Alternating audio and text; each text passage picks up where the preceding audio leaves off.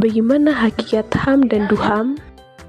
Hakikat HAM atau hak asasi manusia adalah prinsip-prinsip dasar yang menjelaskan bahwa setiap individu memiliki hak-hak mendasar yang tidak dapat dicabut atau dilanggar oleh pihak lain. HAM melindungi kebebasan dan martabat manusia dari pelanggaran oleh individu, kelompok, atau negara.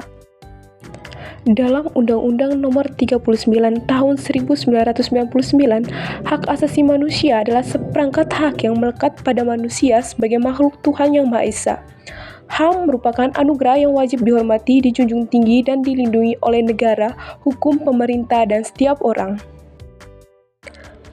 Sedangkan hakikat Deklarasi Universal Hak Asasi Manusia adalah pengakuan universal atas hak-hak dasar yang dimiliki setiap manusia semata-mata karena kemanusiaannya. Deklarasi ini mencerminkan prinsip bahwa semua individu tanpa memandang perbedaan seperti ras, agama, jenis kelamin, atau kebangsaan memiliki hak yang sama yang harus dihormati dan dilindungi. Hakikat Deklarasi Universal Hak Asasi Manusia disahkan oleh Majelis Umum Perserikatan Bangsa-Bangsa pada 10 Desember 1948.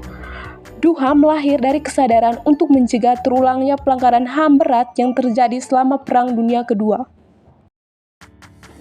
Lalu, apa saja jenis-jenis HAM dan DUHAM? HAM dibagi ke dalam beberapa jenis, yaitu yang pertama, hak sipil dan politik. Hak sipil mencakup hak untuk menentukan nasib sendiri, hak untuk hidup, hak untuk tidak dihukum mati, hak untuk tidak disiksa, hak untuk tidak ditahan sewenang-wenang, dan hak atas pribadi yang adil.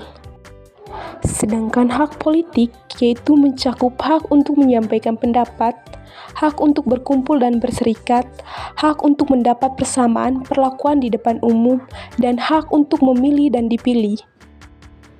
Yang kedua, hak-hak bidang ekonomi, sosial, dan budaya.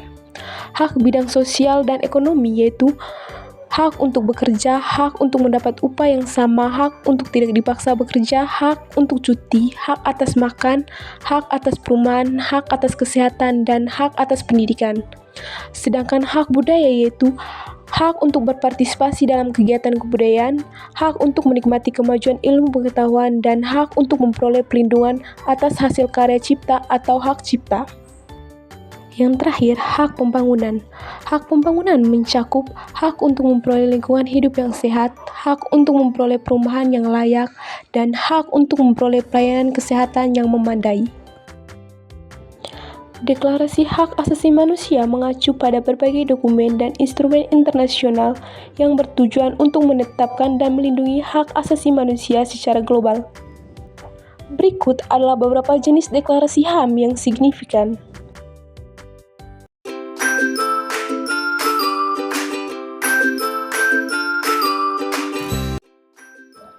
Lalu, bagaimana karakteristik dari HAM dan DUHAM?